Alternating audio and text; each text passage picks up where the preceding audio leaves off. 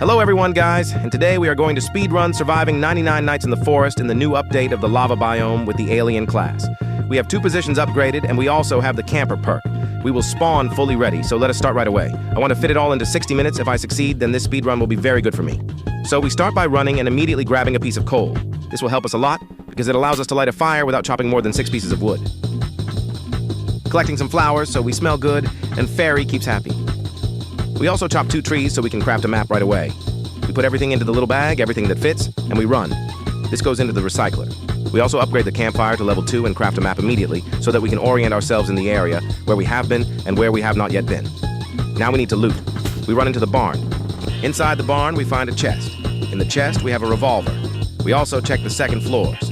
On the second floors, there is nothing especially interesting, but that is fine. We will find things during the run. The main thing is to do everything quickly. So we take the item in hand and bring it to the recycler. We also throw some parts into the campfire and run to rescue the first child. This kid is absolutely useless for the essence of the game, but he is useful so that we get an X2 multiplier. We also will try to create a second bed in the very first night, so that we keep the X2 multiplier after the first night. Alien class is very good for speedruns.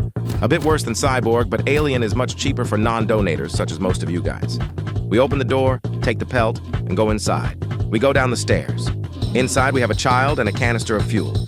This will help us ignite the 3rd level of the campfire. We run and return to the base. We throw everything into the recycler. We throw the fuel directly into the campfire. The child is rescued.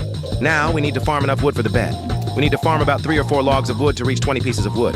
Unfortunately, this night is already coming to an end, so most likely we will not quite manage to farm the full amount, namely 20 pieces of wood for a new bed. Nevertheless, we chop 2 trees during the night and already carry all of it back to the base. As you can see, right now we have little wood, only 4 pieces.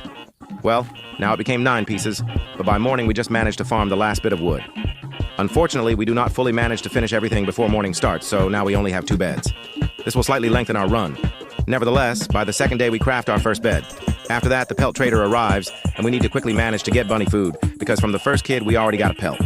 We bring bunny food to the pelt trader and receive a good sack instead. Good sack is one of the most useful items, thank God. So next we bring it to the pelt trader, give it, and get a good axe. Excellent. Now we can chop the heads of our enemies and nothing will threaten us. Now comes the main moment of this whole game, farming. We farm resources, we farm fuel. Without a doubt, this is an essential part, one of the most boring, but it also allows us to craft the most advanced technologies in the game. Next, we see that flowers are growing near the ferry. Let us collect them. In the future, we will trade them for peppers if they drop for us, because really, this is one of the most useful things in the entire game. So we return again to the base. This is quite a frequent process when you farm a huge amount, and we upgrade our campfire to level 4. Level 4 means that we can already rescue the 2nd child safely.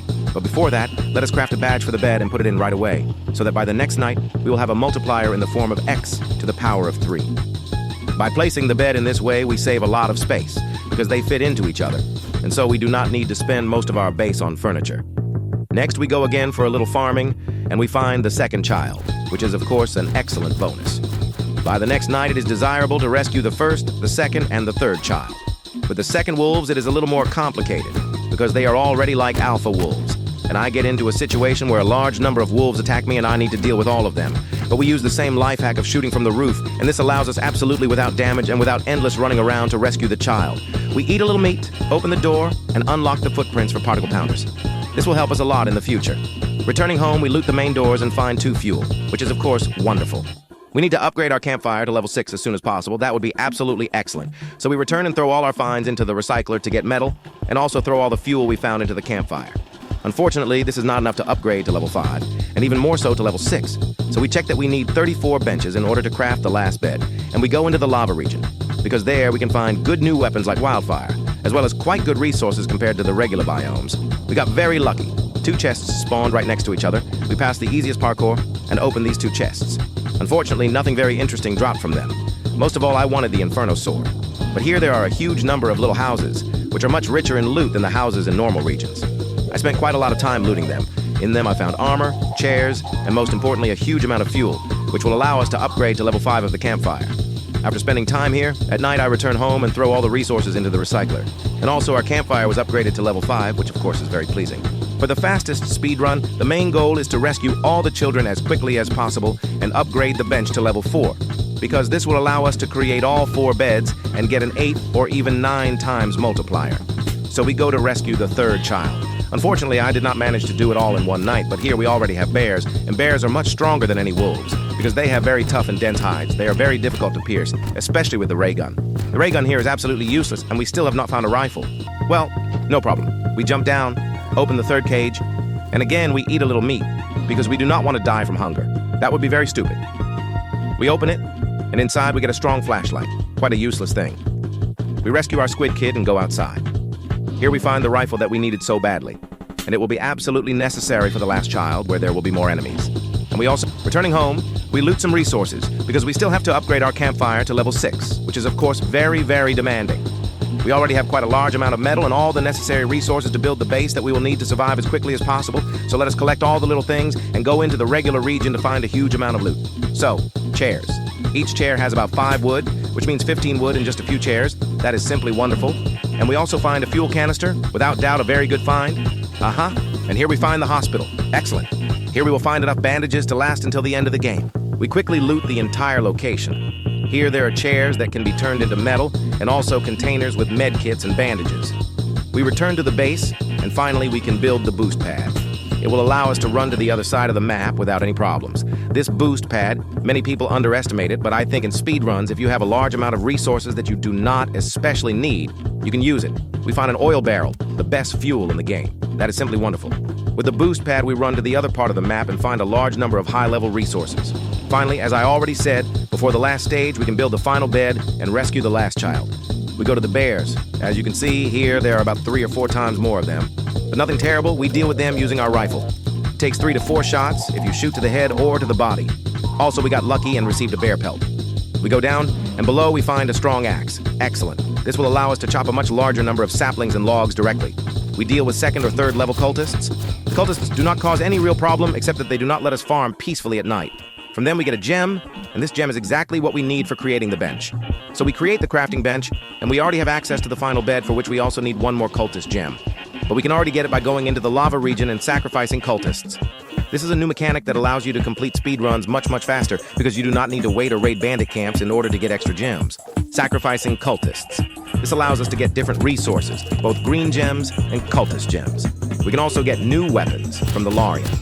The defense at the sacrificial altar is not that scary, so we simply run to the volcano sacrifice and throw all the cultists we collected right into the center. And then we go to the reward altar. The sparks go off, excellent, it ignites, we get a green gem, and also quite a large number of cultist gems. So now we calmly run back to the base, throw all the gems we need right into the recycler. They can also be used later to speed up time. And it turns out we are missing just a little bit of wood, but that is not a problem at all. We throw the last pieces of wood into the recycler and we can already craft the final bed. That is it. The multiplier is fully maxed out.